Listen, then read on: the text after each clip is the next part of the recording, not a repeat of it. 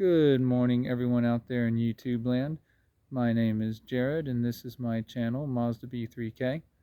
In this video, I'm going to work on troubleshooting and ultimately replacing a bad ABS computer in my 2001 Ford F250 Super Duty named Miss Mildew. Without further ado, let's get started. I'm going to try something a little bit different today. But in order to do that, I'm going to need to disconnect the battery. So first things first, let's disconnect the battery. And in my case, that's going to be a 12 millimeter. Loosen up the nut. Depending on what kind of battery hold down you have, it's going to be possibly a different size. Ouch. That wasn't being electrocuted, that was stabbing myself on the wire. Alright, so battery is disconnected. So the next thing we're going to do is we're going to rig up a jig to press down the brakes to create some vacuum so that when we go to take the ABS pump out, that it doesn't pee brake fluid. That's the idea, because otherwise this is going to pee a bunch of brake fluid and be kind of a mess. Alright, so this is a T-post hammer, and I wasn't able to swing it all the way to where I wanted it, which was against the adjustment bar, but we're against a good piece of steel here. And the pedal is firmly pressed. So the idea is that's going to put pressure on the brake system so that fluid won't come out. Is the idea. And we turned the battery off, or we disconnected it so that the tail lights the brake lights wouldn't light up doing this and then burn out our battery, which would be no good. Oh, looks like we slid a little bit, so I may have to adjust this a little bit before we continue. Now we have to start on the ABS pump itself, but as you can see, there's stuff in the way. So we're going to need to get the air intake out of the way, the boom tube, as I call it. That's going to be basically just a flat-headed screwdriver to loosen some clamps. We will need to possibly take the charcoal canister loose, which is this guy. And that's going to be maybe like a 14 millimeter over there. And then some 14 millimeters here, possibly. And then we just kind of swing that out of the way. And that'll give us a lot of access down to the ABS pump. Because to get this all the way out, we're going to have to loosen up all these brake lines that are here. And to do that correctly, we're going to need to be able to squeeze line wrenches in there. And to do that, we need swing room. Hence the removing of the canister and the air intake. So like I said, for the air intake, it just sits on pegs. So if you loosen up, in my case, there's a clamp there. There's a clamp here. Loosen those two clamps, pop it loose. Then you can just pop that loose. There is one electrical connection for the MAF. So push that tab down, break that loose.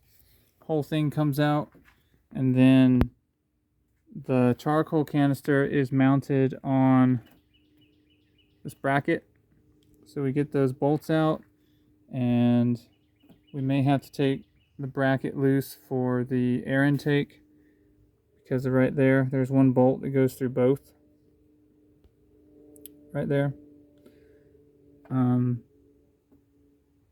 So we'll see when we get there, but we get all that out of the way, and then we can actually get focused on trying to pull the bracketry that holds the ABS pump in place.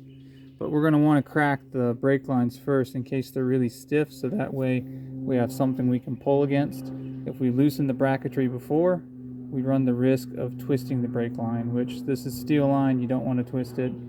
If it kinks closed, then you got to cut it to patch it, and it's a pain in the butt. We don't want to do that. Okay, so I've gotten the bolts out that hold the charcoal canister in. All of them are 13 millimeter. So again, 2 over here, 2 here. And then at this point, you just kind of wiggle it. I don't know what line that is. Oh, that's power steering line. So let's be nice to the power steering line. I'm gonna need 2 hands to wiggle this, but basically kind of wiggle it out of the way so you can get more access to the ABS pump. Because your bracketry for the ABS, the camera may or may not pick it up. You've got, it's gonna be a 13 millimeter there. Actually, no, that's smaller. Maybe a 10. And then there's one. Let's see, yep, there it is. There's one right there. Again, so those are your only 2 that actually hold this thing in. But you've got to get all the brake lines off first.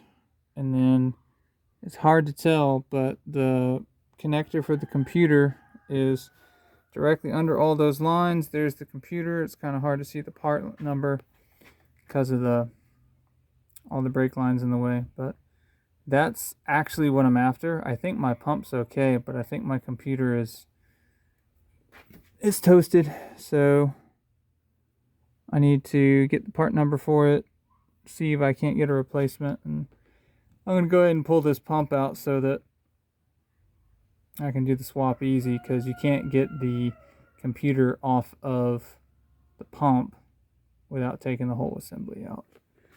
So, alright, I think I've got access down there now. Access over here is a little redonkulous. I think I'm going to finish pulling this boom tube bracket out, or air intake if you haven't been following along, so that I'll have better access to this bolt right here.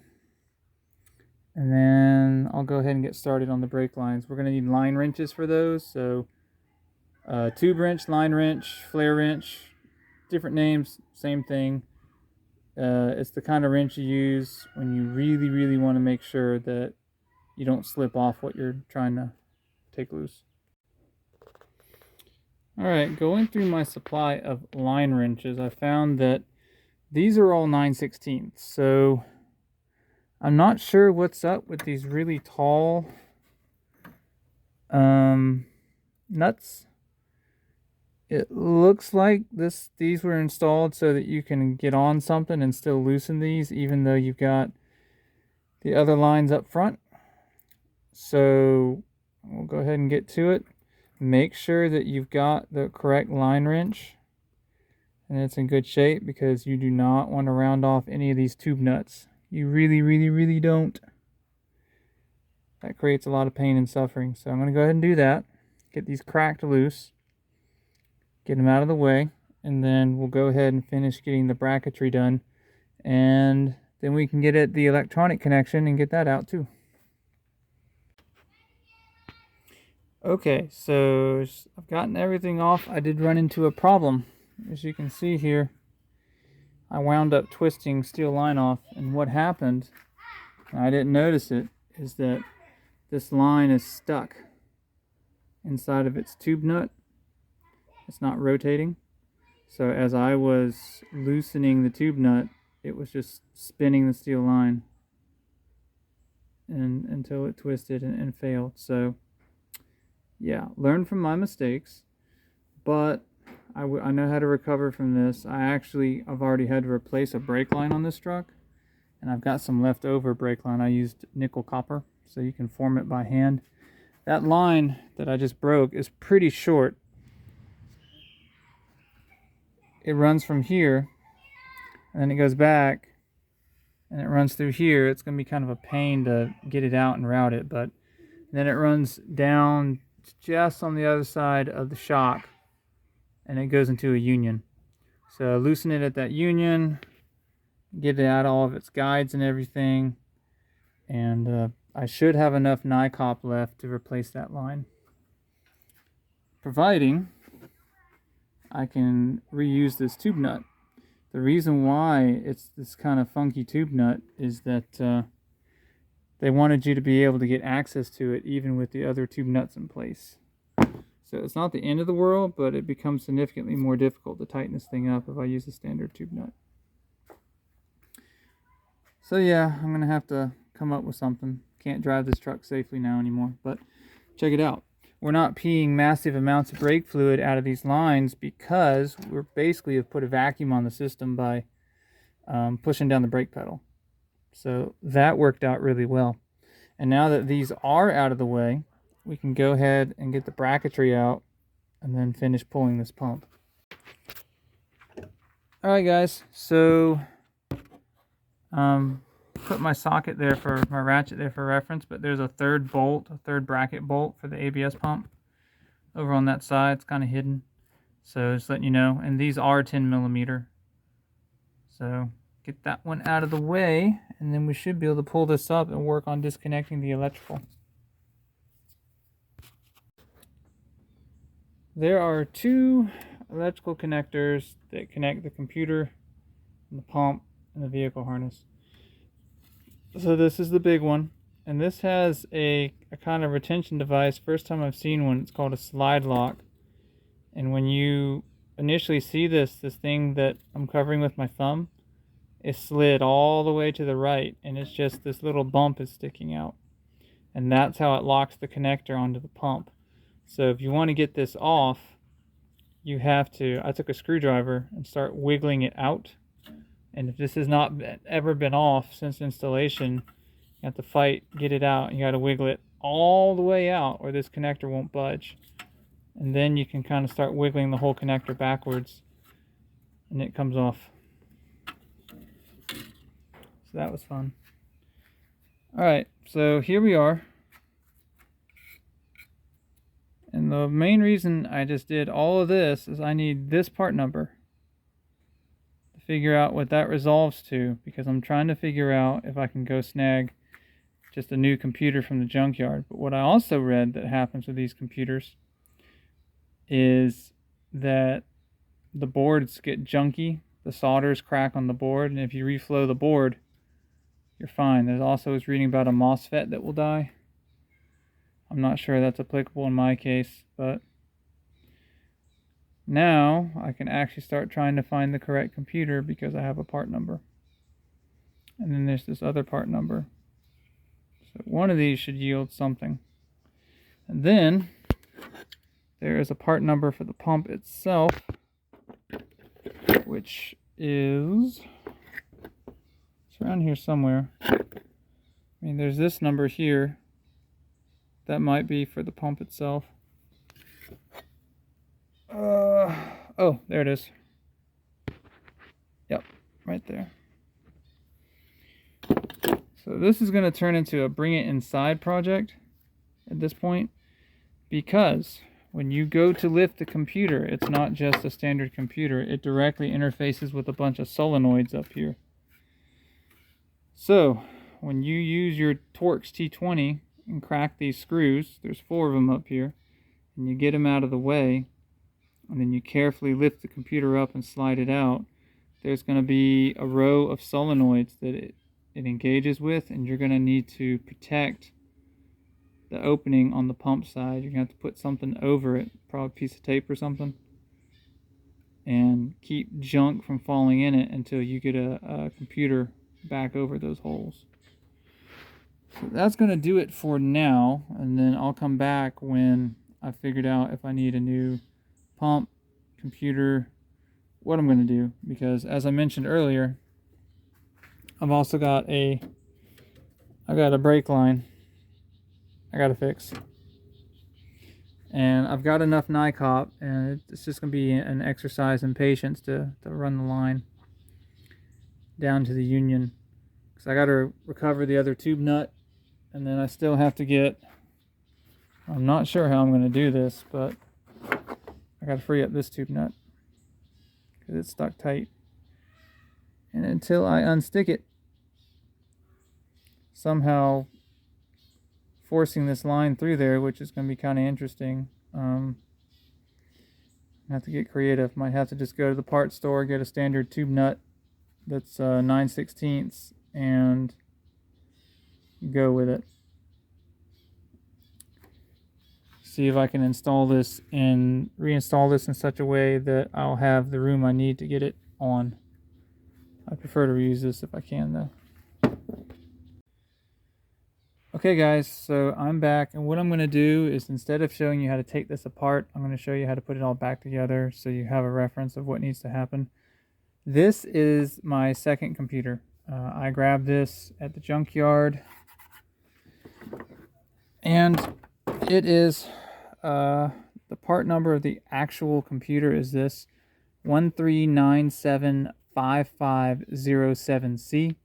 It's not the same as what came off, but this came from a 2002, and you need computers that come from a 2000 to a 2003. They need to be of the F-series trucks, specifically, well, yeah, just F-series trucks that have four-wheel anti-lock brake, or they can be 2000 to 2003 Expeditions with four-wheel anti-lock brakes. But they're going to need this style connector here, and then the smaller kind of power connector for the pump. You're going to need that. If you don't have that, it's not going to work. There are rebuild services available out there. There are used ones that are supposed to be good floating around on websites like carparts.com or on eBay, places like that. I grabbed this from my local pick and pull. It came from a 2002 F-150 that had a 6-cylinder in it, but it was set up for four-wheel anti-lock brakes, which is why it works. And I have already tested this. The way I tested it is I plugged all the electrics back in, and then I turned the engine on. And initially, the codes were not cleared from the last time I read codes with my reader, so it still showed a bunch of stuff wrong. But I have a computer program called Forescan that allowed me to completely clear all the trouble codes for ABS.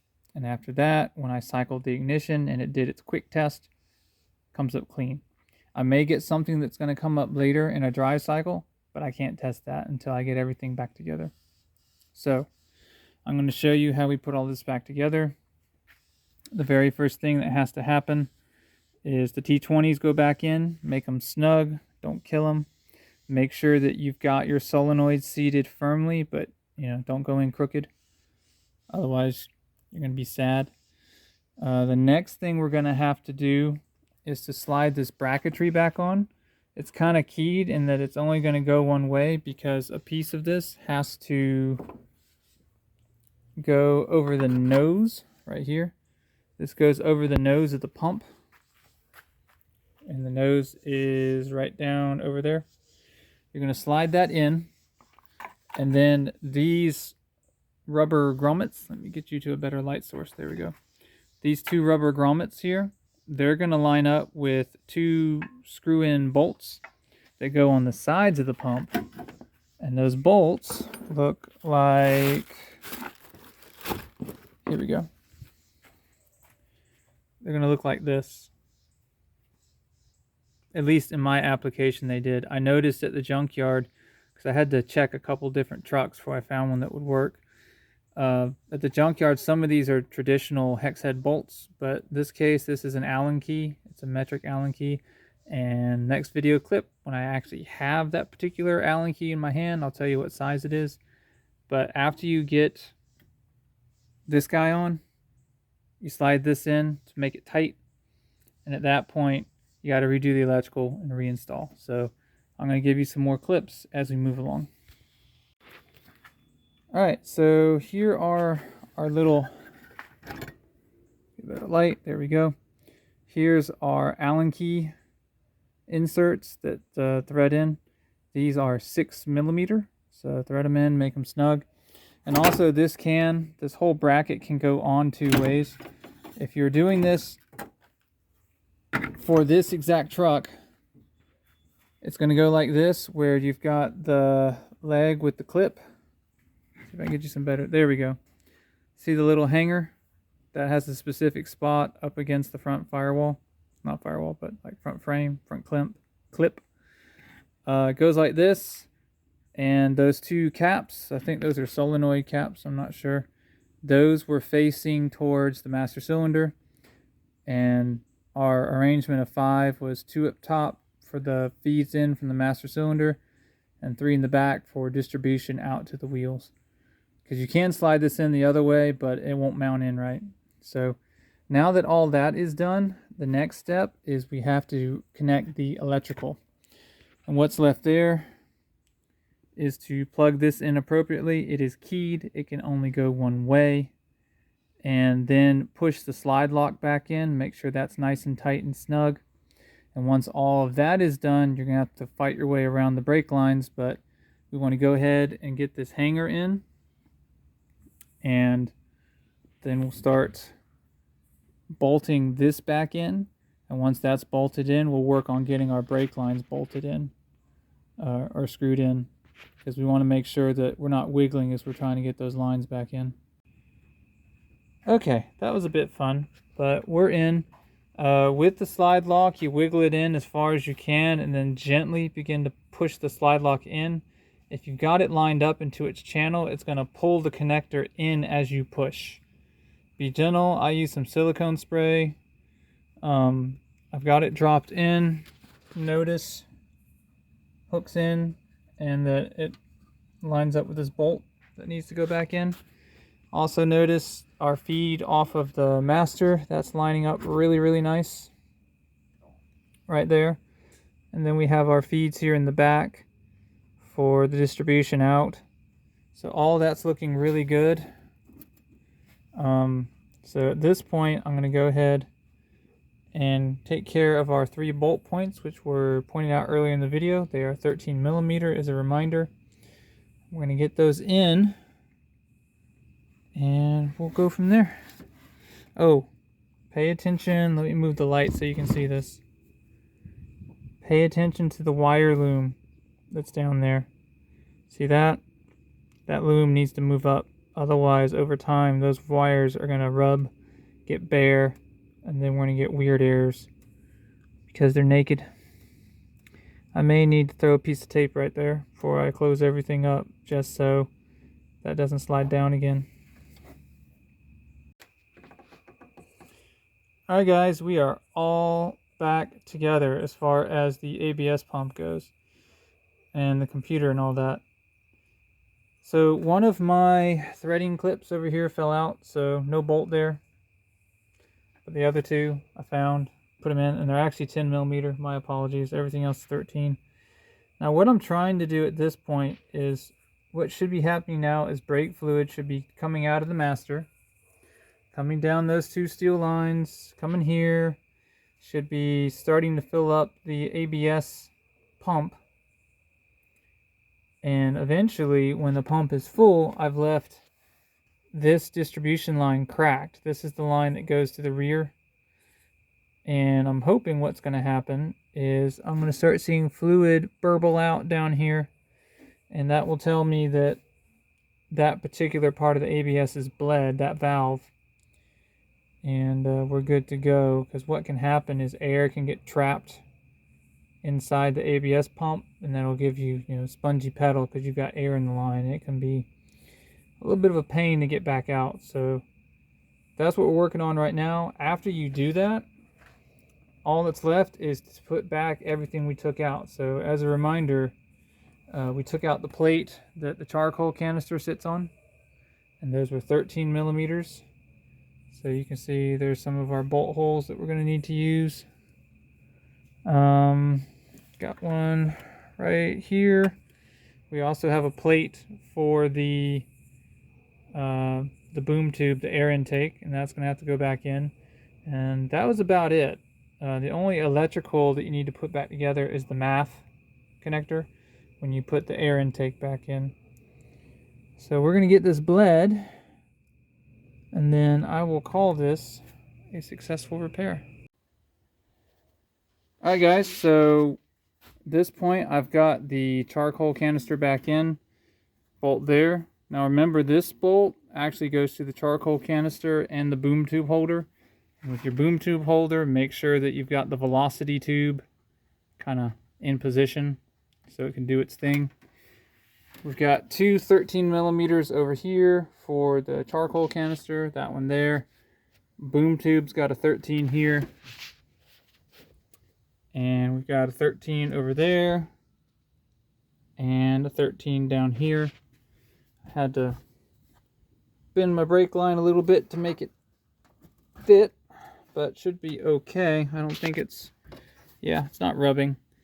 I had to run this line twice. I did some reading, got better educated on how to do brake flaring, and this time went a lot better. So you'll see I've got a standard tube nut there. That's the outer diameter is a 7/16, but the inner diameter is a 3/8. You need well, the threading is a 3/8 by 24. Well, that one's not 24. It's like 48. It's double the length, but 3/8 is what you're looking for. If you're ever trying to track that down, that was somewhat annoying to find. So at this point, all we've got left, if you've been following along on the wild ride, is we put our MAF connection back together. We get the boom tube back in. We tighten up those clamps up there. Get anything clear of rotational assemblies, and then we go for a test drive to verify that, in my case, number one, I got all the air out of the brake system, which I think I did. Number two, that my new brake line is good to go, which I think we're also good there. And also that the ABS repair was 100% successful. According to what I can see in ForeScan, it is, but I would much prefer to drive around a bit, get a drive cycle or two, and then see. But we'll find out. Alrighty folks, it's been a couple of weeks since last video clip, and after many misadventures I finally got this fixed. So first I can show you that we're good on the repair. This reader has the ability to do ABS. So I was going to chit chat and no codes. You'll also notice that when the key is in the run position, you do not see an ABS light. Now, ultimately what I had to do is I had to go out and get the exact build number ABS computer that my truck came with. The one that I grabbed at the local junkyard earlier in the video, while it cleared up some of the ABS issues I was seeing, new issues appeared. So, for example, suddenly my VSS, my speed sensor that was in the rear differential, wasn't good anymore. And the speedometer wasn't working, and the odometer wasn't working, and the tripometer wasn't working. And there was, I think also the one I grabbed at the junkyard was just a bad part. It had a C1185 code, which is an internal ABS failure code. And just no good. So I went to car parts, or I went to parthotlines.com. I found a place relatively local to me, and I said, I need an ABS computer with the build number of 1 Charlie 34 2 Charlie 346 Alpha Delta. And he found one attached to a pump, sold it to me. I got that one installed, and after I drove about a mile, ABS light went out, speedometer started working. I think what happened was that the firmware modules in the ABS computer were newer, the one from the junkyard, that were newer than the ABS the ABS modules that it needed to interact with the ECU, or the engine computer. And because of that, essentially there was a firmware incompatibility. The software in one would not talk correctly with the software in the other, which led to weird things like it saying my VSS was bad, even though I could actually pull live data and see the VSS sending speed data to the transmission, to the ECU. Very weird situation. So if you've got the ability to change VIN numbers or do some of the other things you got to do to try to transplant in an ABS computer from another vehicle, it's a little bit newer. I think that started in 2005. You can do that, but the absolute easiest thing to do is find this build number. Excuse me. Get that engineering build number off your existing computer and go find another computer with that number.